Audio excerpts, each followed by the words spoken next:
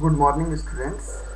आज हम लोग स्टार्ट करने वाले हैं करेंट इलेक्ट्रिसिटी। इस चैप्टर को पढ़ने के बाद आप लोग इलेक्ट्रिक करंट क्या होता है इसके बारे में जान पाएंगे। करंट का डायरेक्शन हम लोग क्या लेते हैं उसके बारे में भी जान पाएंगे। ड्रिफ्ट वेलोसिटी ऑफ इलेक्ट्रॉन और करंट, नेक्स्ट करंट डेंसिटी, इन सभी के बारे में आप आसानी से अपने लैंग्वेज में समझ पाएंगे। उसके बाद हम लोग Ohm's law, resistance, resistivity, conductance, conductivity और रेजिस्टेंस किस तरह से टेम्परेचर पर डिपेंड करता है। अगर आपके पास कार्बन रेजिस्टेंस हो तो कलर कोड से कैसे हम लोग उसका वैल्यू निकाल सकते हैं। नेक्स्ट हम लोग सीखेंगे अगर रेजिस्टर्स को सीरीज या पैरेलल में आप कंबाइंड करते हैं तो उसका इक्विवेलेंट रेजिस्टेंस क्या होगा। और लास्टली हम लोग देखेंगे ईएमएफ और potential difference of a cell क्या होता है, दोनों में क्या डिफरेंस है। Then internal resistance of the cell, और सेल को अगर आप सीरीज और पैरेलल में कंबाइन करते हैं तो क्या रिजल्ट मिलने वाला है। इन सभी टॉपिक्स को हम लोग करंट इलेक्ट्रिसिटीज में देखने वाले हैं। तो हम लोग स्टार्ट करते हैं इलेक्ट्रिक करंट। तो इलेक्ट्रिक करंट होता क्या है। तो सपोज करिए किसी पाइप में अगर पानी फ्लो कर रहा है तो उसे हम लोग वाटर करंट कह सकते हैं। सिमिलरली अगर आपके पास कोई वायर है, कोई कंडक्टिव वायर है, उसमें चार्ज फ्लो कर रहा है तो उसे हम लोग इलेक्ट्रिक करंट कह सकते हैं। तो इलेक्ट्रिक करंट है क्या, तो ऑफकोर्स ये जो चार्ज फ्लो कर रहा है through any section of conductor in 1 second. Why 1 second, अगर आप किसी भी टाइम इंटरवल के लिए सपोज करिए फाइंड करते हैं तो फिर से यूनिटरी मेथड से t से डिवाइड करके आप जब फाइंड करेंगे I is equal to Q by T तो आपको मिलेगा rate of flow of charge, जिसे हम लोग करेंट कहते हैं। तो ये हमारा करेंट का डेफिनेशन है। The electric current is defined as the charge flowing through any section of conductor in 1 second. तो देख रहे हैं आप फॉर्मूला मैंने यूज किया I is equal to Q by T. इसमें मैंने एज्यूम किया है कि किसी क्रॉस सेक्शनल वायर से Q चार्ज t सेकेंड में फ्लो किया है। तो अगर मैं पूछूंगा कि 1 सेकेंड में कितना फ्लो किया है तो आप बोलोगे सर यूनिटरी मेथड से चूंकि t सेकेंड में Q चार्ज फ्लो किया है देयरफॉर 1 सेकेंड में Q by T charge flow किया है। And as you know rate of flow of charge is called current, that's why I is equal to Q by T होगा। Similarly अगर आप बहुत ही small time interval, very very small time interval, infinitesimal small interval dt के लिए अगर work करते हैं तो ऑफकोर्स उस स्मॉल टाइम इंटरवल में जो चार्ज फ्लो करेगा वो ऑफकोर्स छोटा सा चार्ज फ्लो करेगा, दैट इज dq। तो यहाँ पर आप dq बाई dt बोलेंगे। तो ये हमारा है इलेक्ट्रिक करंट का डेफिनेशन। जैसा कि आप पहले से जानते हैं इलेक्ट्रिक करंट का एक डायरेक्शन भी होता है। तो इसका एक मैग्नीट्यूड भी है और इसका एक डायरेक्शन भी है। इसके बावजूद हम लोग इसे वेक्टर क्वांटिटी नहीं कहते हैं। इसका रीजन आपने क्लास 11th में पढ़ा होगा, because it does not follow triangle law और parallelogram law of vector addition. इसलिए ये डायरेक्शन होने के बावजूद इसे हम लोग वेक्टर क्वांटिटी नहीं कह सकते। उसके बाद डे टू डे लाइफ में आप different types of current, AC current और डीसी करंट के बारे में जानते हैं। हम लोग देखेंगे ये डिफरेंट टाइप्स ऑफ करंट क्या है। तो पहला करंट स्टीडी करंट। स्टीडी का मतलब होता है जो वेरी ना करे। तो यहाँ पे आप ब्लू कलर से देख रहे हैं ए वाला ऑप्शन, दिस वन ए, ये हमारा स्टीडी करंट है। इस ग्राफ में हम लोगों ने दिखाया है time is varying, time change हो रहा है बट करंट का जो मैग्नीट्यूड है ये कांस्टेंट है, इसलिए कांस्टेंट करंट को हम लोग स्टीडी करंट कहते हैं, जो कि टाइम के साथ वेरी नहीं करता। इस तरह का करंट आपको, इसका ग्राफ जब आप प्लॉट करेंगे तो आपको करंट जो है वो टाइम एक्सिस के पैरेलल मिलेगा। सिमिलरली दूसरा करंट हो सकता है जो टाइम के साथ वेरी करे। तो यहाँ पर आप बी और सी लाइन को देख रहे हैं, ये दोनों टाइम के साथ वेरी कर रहा है, लेकिन इसका जो मैग्नीट्यूड है, मैग्नीट्यूड इज पॉजिटिव, सिर्फ ऊपर के डायरेक्शन में, जो कि इसका डायरेक्शन बता रहा है। तो यहाँ पर बी एंड सी जो है वो वेरिंग करंट है, जिसका मैग्नीट्यूड तो वेरी कर रहा है टाइम के साथ। सिमिलरली डायरेक्शन यहाँ पर चेंज नहीं हो रहा है। ए और ए, बी एंड सी, इन तीनों ग्राफ में आप देखेंगे कि डायरेक्शन इज ऑलवेज पॉजिटिव, सिर्फ ऊपर के डायरेक्शन में। ए का मैग्नीट्यूड कांस्टेंट है, बी और सी का मैग्नीट्यूड चेंज हो रहा है, सी का भी मैग्नीट्यूड चेंज हो रहा है, बट डायरेक्शन ए, बी, सी तीनों में से किसी का चेंज नहीं हो रहा है। इसलिए इसे आप डीसी करंट भी कर सकते हैं। ए स्टेडी करंट है जिसमें कि direction is not changing as well as magnitude is also not changing, but B and C में magnitude is varying with time but direction is not changing. Similarly एक current हमारे पास ऐसा भी हो सकता है जिसमें मैग्नीट्यूड और डायरेक्शन दोनों चेंज हो, जैसे कि डी वाले ग्राफ में आप इसे आप कह सकते हैं अल्टरनेटिंग करंट। क्यों? क्योंकि इसका मैग्नीट्यूड तो वेरी कर ही रहा है एज वेल एज डायरेक्शन भी टाइम के साथ पीरियोडिकली चेंज हो रहा है टाइम के साथ, तो इसे हम लोग अल्टरनेटिंग करंट कहेंगे। तो हमारे घर में हाउस होल्ड में जो इलेक्ट्रिक सप्लाई होता है वो अल्टरनेटिंग करंट है, और जो बैटरी से आपको करंट मिलता है सेल से, वो स्टेडी करंट है, डीसी करंट है, जिसमें कि डायरेक्शन चेंज नहीं होता है। पोलैरिटी वाइज बैटरी में देखेंगे कि पॉजिटिव पोलैरिटी और निगेटिव पोलैरिटी फिक्स है, वो टाइम के साथ चेंज नहीं होता है। तो हम लोगों ने डिफरेंट टाइप्स ऑफ करंट देखा।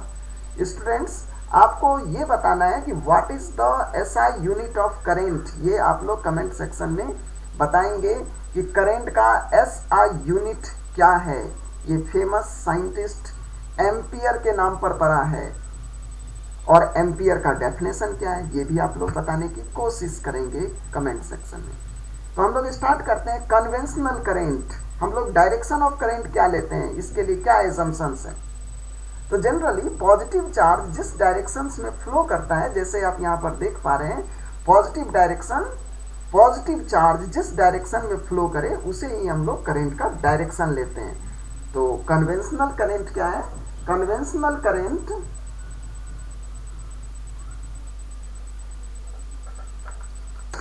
हेलो, हाँ गुड मॉर्निंग सर।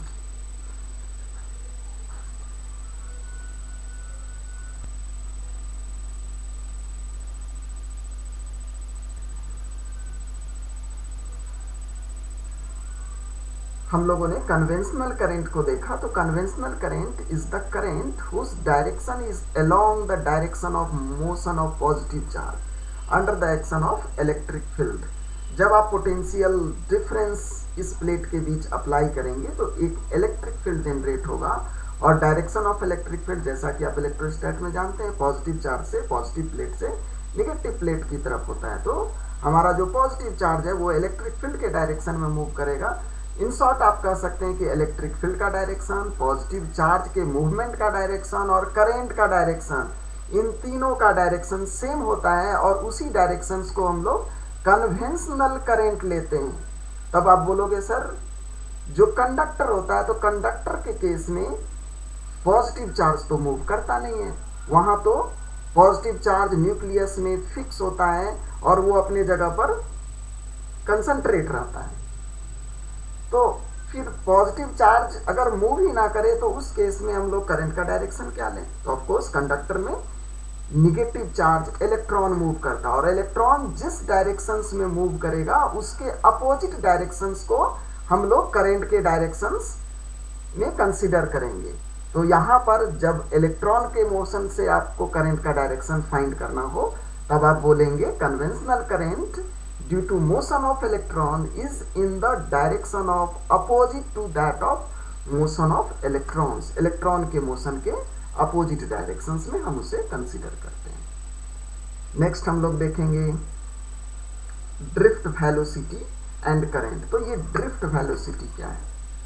सपोज करिए ये आपके पास एक कंडक्टर है, this one is a conductor, और इस कंडक्टर के अक्रॉस आपने एक पोटेंशियल डिफरेंस जनरेट किया। आप इसके अक्रॉस एक बैटरी अप्लाई कर देंगे तो एक पोटेंशियल डिफरेंस अप्लाई हो जाएगा, जो यहाँ पर आप देख पा रहे हैं कि ए इंड जो है पॉजिटिव प्लेट, पॉजिटिव टर्मिनल से कनेक्टेड है, और दूसरा इंड हमारा निगेटिव प्लेट से कनेक्टेड है। तो पॉजिटिव प्लेट से नेगेटिव प्लेट की तरफ एक इलेक्ट्रिक फील्ड जनरेट होगा, और इस इलेक्ट्रिक फील्ड के कारण जो भी इलेक्ट्रॉन है, as you know electrons move opposite to the direction of electric field. तो आपने देखा कि इलेक्ट्रॉन हमारा इलेक्ट्रिक फील्ड के अपोजिट डायरेक्शंस में ड्रिफ्ट कर रहा है, मूव कर रहा है, जो कि इलेक्ट्रिक फील्ड के अपोजिट डायरेक्शन में। और ऑफ कोर्स करंट का डायरेक्शन हम लोग उसके इलेक्ट्रॉन के मोशन के अपोजिट डायरेक्शंस में लेंगे। इन शॉर्ट आप कह सकते हैं कि करंट का डायरेक्शंस हम लोग पॉजिटिव चार्ज के डायरेक्शन में लें या निगेटिव चार्ज के डायरेक्शन के अपोजिट लें या इलेक्ट्रिक फील्ड के डायरेक्शन में लें, वो हमारा कन्वेंशनल करंट होता है। तो यहाँ पर इलेक्ट्रिक फील्ड के अपोजिट डायरेक्शन में आपका इलेक्ट्रॉन मूव कर रहा है, तो इसी को हम लोग ड्रिफ्ट करना कहते हैं। तो ड्रिफ्ट वेलोसिटी क्या है? Drift velocity is defined as the velocity with which free electrons get drifted. किधर ड्रिफ्ट होगा? तो towards the positive terminal under the effect of applied electric field. तो ये जो ड्रिफ्ट वेलोसिटी है, क्लास 11th में आप जानते हैं v is equal to u plus at होता है। तो यहाँ पर उसका इनिशियल स्पीड u को हम लोग 0 लेंगे और vd ड्रिफ्ट वेलोसिटी, जिसे कि शॉर्टकट में हम लोग vd से डिनोट करते हैं, u को 0 पुट करोगे then you will get at। तो a एक्सीलरेशन है और t है टाइम, जिसके लिए हम लोग रिलैक्सेशन टाइम टाउ का यूज करते हैं। और ये टाइम क्या है? तो दो कंसेक्यूटिव कोलिजन के बीच का इंटरवल है। जब हम लोग एवरेज टाइम फाइंड करते हैं, average time between two successive collisions, तो उसी को हम लोग टाउ कहते हैं। इलेक्ट्रॉन एक कोलिजन से दूसरे कोलिजन के बीच में जो टाइम लगाता है उसे हम लोग टाउ कहते हैं, दैट इज रिलैक्सेशन टाइम। और यहाँ पर आप देख पा रहे हैं कि एक्सीलरेशन, तो एक्सीलरेशन फाइंड कैसे करते हैं? बोलोगे सर फोर्स को मास से डिवाइड कर दीजिए, आपको एक्सीलरेशन मिल जाएगा। तो फोर्स क्या लगेगा? अगर हमारा इलेक्ट्रॉन का चार्ज है E, तो फोर्स लगेगा Q इंटू ई। तो चार्ज है E, तो फोर्स लगेगा small e into capital E, that is the force. और मास से हमने डिवाइड कर दिया, यू विल गेट एक्सीलरेशन। तो ये टर्म जो आप देख पा रहे हैं, small e capital E divided by m, ये हमारा एक्सीलरेशन है। और बोलोगे सर ये निगेटिव साइन क्यों पुट किया आपने? तो निगेटिव साइन हम लोगों ने इसलिए पुट किया क्योंकि इलेक्ट्रिक फील्ड के अपोजिट डायरेक्शंस में फोर्स लगता है। इलेक्ट्रिक फील्ड का डायरेक्शंस और इलेक्ट्रॉन पर जो फोर्स लगेगा वो अपोजिट डायरेक्शंस में होगा।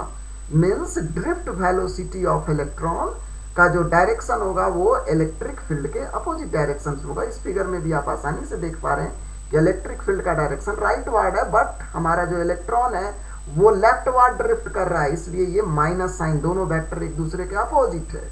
और यहाँ पे t जो है हमारा वो रिलैक्सेशन टाइम है, दो कोलिजन के बीच का इंटरवल।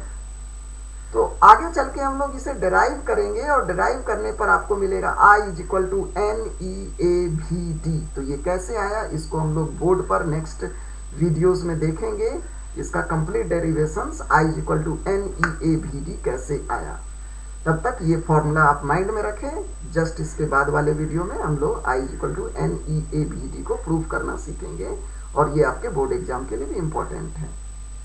तो यहाँ पर आप देख सकते हैं कि current is directly proportional to drift velocity. जितना तेजी से ड्रिफ्टिंग इलेक्ट्रॉन मूव करेगा हमें करेंट उतना ज़्यादा मिलेगा। तो जिस तरह से पानी का जो पाइप होता है उसमें पानी जितना ज़्यादा तेजी से फ्लो करेगा उतना ज़्यादा आपको वाटर करंट मिलेगा। सिमिलरली यहाँ पर इलेक्ट्रॉन जितने तेजी से ड्रिफ्ट करेगा, मूव करेगा, उतना ज़्यादा आपको करंट मिलेगा। That's why current is directly proportional to drift velocity. यहाँ पर कुछ सिंबल हम लोगों ने यूज़ किया है, जिसमें कि Vd के लिए ड्रिफ्ट वेलोसिटी, A एक्सीलरेशन के लिए, T जिसको कि टाउ भी बोला जाता है जो रिलैक्सेशन टाइम है, इलेक्ट्रिक फील्ड के लिए capital E, small e electric charge के लिए, मास ऑफ इलेक्ट्रॉन के लिए स्मॉल m, और n जो है number of density of electron है। यूनिट वॉल्यूम में कितना इलेक्ट्रॉन, फ्री इलेक्ट्रॉन अवेलेबल है, उसे हम लोग कंसंट्रेशन ऑफ इलेक्ट्रॉन या नंबर डेंसिटी ऑफ इलेक्ट्रॉन्स कहते हैं। इस वायर का लेंथ है L और A इसका क्रॉस सेक्शनल एरिया है। इस सिंबल का हम लोग यूज करने वाले हैं। तो नेक्स्ट हम लोग देखेंगे कि ये करंट डेंसिटी क्या है। करंट डेंसिटी समझने से पहले इस फिगर में हमने देखा कि I current A cross section area से फ्लो कर रहा है। अगर मैं पूछूं कि यूनिट क्रॉस सेक्शन एरिया से कितना करंट फ्लो करेगा, तो बोलोगे सर चूंकि आई करंट ए से फ्लो कर रहा है तो यूनिट एरिया से फाइंड करने के लिए हम लोग ए से डिवाइड कर देंगे। ऑफ कोर्स गुड, आपको ए से डिवाइड कर देना है। तो जब आप ए से डिवाइड कर देंगे देन आई बाई ए, उसी को हम लोग करंट डेंसिटी कहते हैं। तो करंट डेंसिटी किसी भी पॉइंट पर आपको जब डिफाइन करना हो किसी कंडक्टर में, तो उसको हम लोग डिफाइन करते हैं current density at a point within a conductor is the current through a unit area of the conductor. तो यूनिट एरिया से आप करंट को फाइंड करेंगे अराउंड दैट पॉइंट। हाँ, कंडीशन ये है provided the area is perpendicular to the direction of flow of current. जो आप करंट एरिया लेंगे तो एरिया का जो प्लेन होगा वो करंट के डायरेक्शन के परपेंडिकुलर होना चाहिए। मीन्स आपको फाइंड करना है जे, करंट डेंसिटी को हम लोग जे से डिफाइन करेंगे और जे क्या होगा, आई बाई ए होगा। तो बोलोगे सर आई तो हम लोगों ने पहले फाइंड किया था N E A we D, तो ऑफकोर्स जब उसे आप ए से डिवाइड कर देंगे then J will be N E V D. इसी को वेक्टर फॉर्म में हम लोग I is equal to J dot A भी लिख सकते हैं। बोलोगे sir I J is equal to I by A, then definitely I is equal to J into A होना चाहिए, लेकिन वेक्टर फॉर्म में हम लोग इसे J dot A, dot product between J and A लिखते हैं।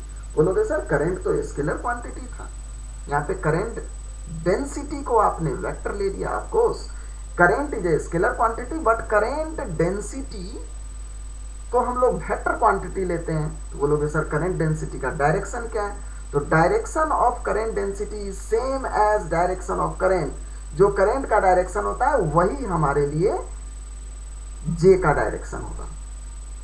But current is a scalar quantity but current density is a vector quantity.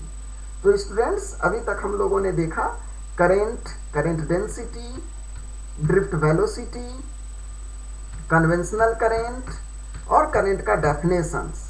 Next videos में हम लोग देखने वाले हैं I is equal to n E A we d को कैसे प्रूव करते हैं, और लास्टली फिर हम लोग देखेंगे ओम्स लॉ, और उसके बाद फिर रिमेनिंग टॉपिक्स जो है आपका नेक्स्ट वीडियोस में होगा। तो स्टूडेंट्स आपके लिए होमवर्क है करंट का यूनिट फाइंड करना, जे का यूनिट फाइंड करना, ऑफकोर्स एसआई यूनिट, और साथ ही साथ उसका डायमेंशन फाइंड करना। ये आपके लिए होमवर्क होगा, और होमवर्क को आप वीडियो के कमेंट सेक्शन में सभी को डालेंगे। Thank you students, next videos में हम लोग आगे करेंगे। Thank you.